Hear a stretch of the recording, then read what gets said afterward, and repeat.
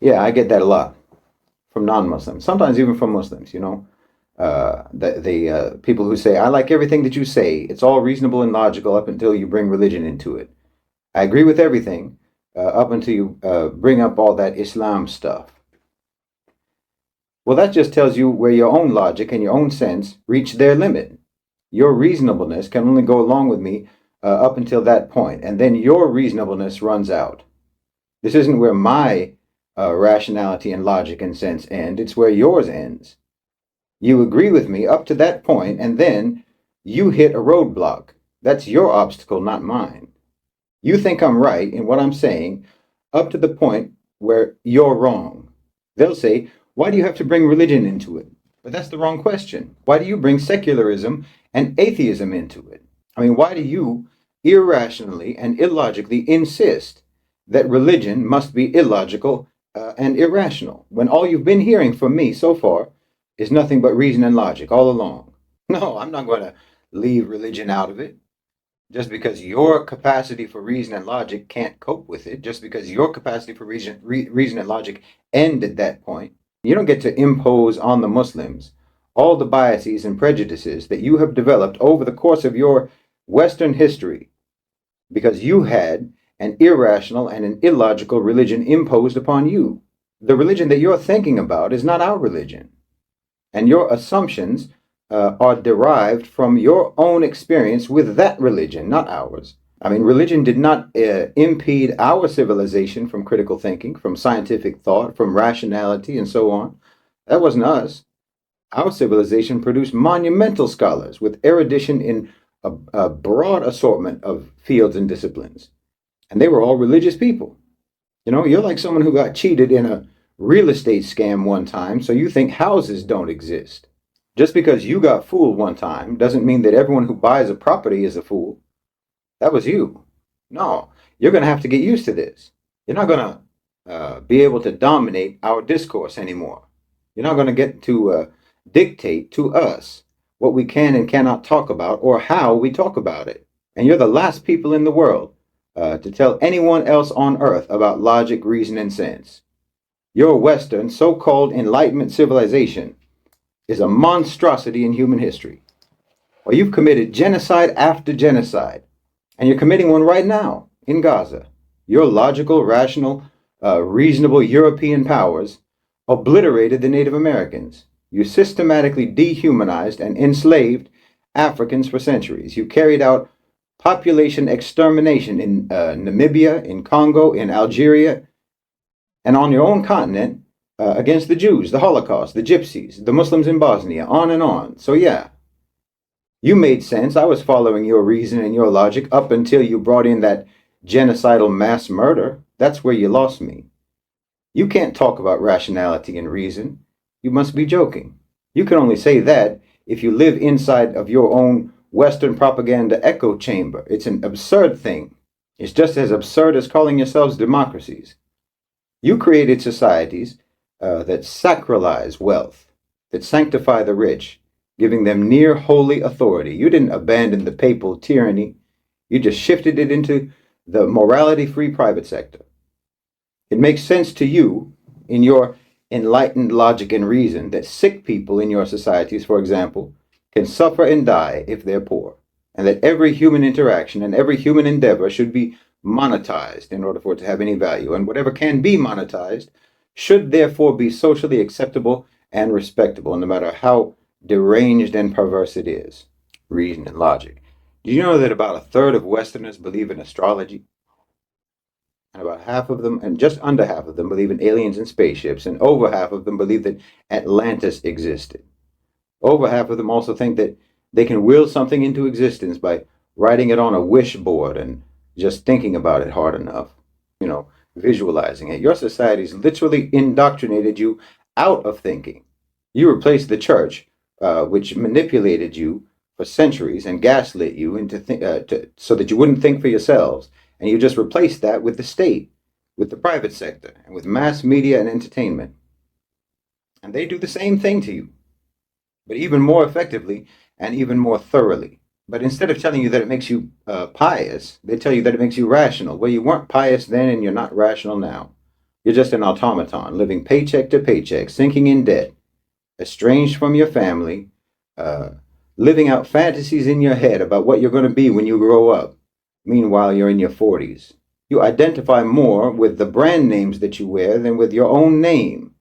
You know, you don't know your neighbors most likely. You binge watch for hours and hours watching Netflix just to escape the drudgery and pointlessness of your existence. And meanwhile, you think like more than 50% of Americans think that their life is worthy of becoming a book or a movie. And so you sit around thinking about which celebrity will play you in a movie about a man sitting on a couch. Honestly, you must have no idea what your societies look like to the rest of the world. And I mean, we can look at it layer by layer. Any dimension of your societies, we could catalog the derangement and the pathologies and the irrationality, the illogic and the self delusion. At any level, it's breathtaking. On the macro level and on the micro level. I mean, on an individual level, the overwhelming majority of Westerners just carry thoughts and opinions in their minds that were implanted in their brains, not anything that they thought of themselves, not anything that they ever even scrutinized themselves. I mean, I had one man complaining to me about the soaring crime rates in Ireland because supposedly of the influx of refugees and immigrants. You know, he was arguing with absolute conviction that this was the case, that this was absolutely true. Okay, but the crime rates in Ireland are at their lowest level since the 1990s.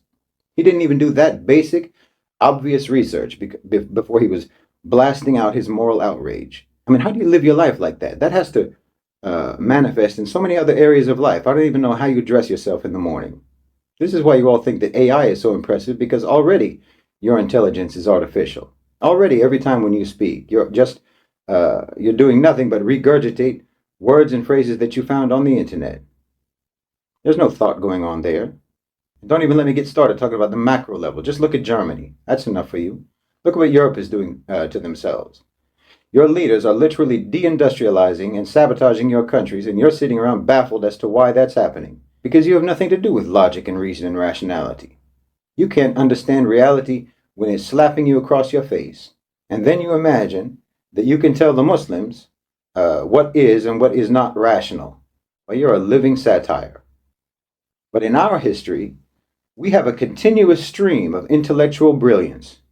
And until now, if you have access to the podcasts and lectures from the Muslim world, you would learn what actual discussion is supposed to be like. The intellectual giants of this ummah stand like mountains above the West, precisely because their minds were illuminated by the light of Islamic knowledge, and yes, by reason, and an unyielding commitment to critical thinking. From the golden era of Al-Andalus to the majestic halls of Timbuktu, the scholars of Islam were architects of wisdom, delving into the realms of mathematics, astronomy, medicine, philosophy, on and on, with a profound mastery that still staggers the imagination. Their intellectual brilliance wasn't a coincidence. It wasn't in spite of their religion. It was because of it. Now, let's be crystal clear. The Islamic civilization's intellectual prowess was never at odds with the teachings of our faith. Reason and critical thinking and logic were like a pulse that's beating in sync with the heartbeat of Islam. Islamic scholars understood that the Quran is not a book to shackle the intellect, but a beacon guiding seekers of knowledge. In the history of Islamic thought, reason and revelation function together, not separately. It's a legacy that challenges all of the Western misconceptions that faith stifles reason. That was true of your faith, not ours. No. The genius of Islamic civilization elevated the mind and the spirit in unison. The very fact that that has never been the case with you in the West shows that your faith was flawed to begin with, and your reason is still too flawed to even understand that that's what the problem was all along. But no, you're going to have to get used to this. You're going to have to get used to Islam permeating discourse in any number of topics, because there's a revival going on. There's a rejuvenation. You can call it a renaissance, and it's an Islamic renaissance. And we're entering the Islamic Enlightenment. And it's an end to the Western Dark Ages, the dark ages of colonization and imperialism. We made the mistake of eating from your tree with its poison fruit. And in so doing, we wandered away from our roots, the roots of our tree. And our tree is the tree of knowledge. But we wandered away to get a taste of what you had. And because of that, we got cast down. And it's a familiar scene. But just like Adam, alayhi salam, we know our mistake now. And we don't want anything from you now. And we won't listen to you now. We don't want your fruit anymore. We don't want any of your products, whether it's material, intellectual, or spiritual. We don't want any of it. So if a crazy person tells you that you're being unreasonable, well, that must mean that you hit the nail on the head, and it's just their insanity that can't process what you're saying. So I suggest, once again, that you just get used to it. You get used to having things framed in the Islamic paradigm, because there's going to be more and more of that. And if you listen, you might just eventually realize that there is no more rational or reasonable or logical framework for understanding the world than the Islamic framework. And you might just end up understanding what's been done to you all these years and understand what you've been doing to us.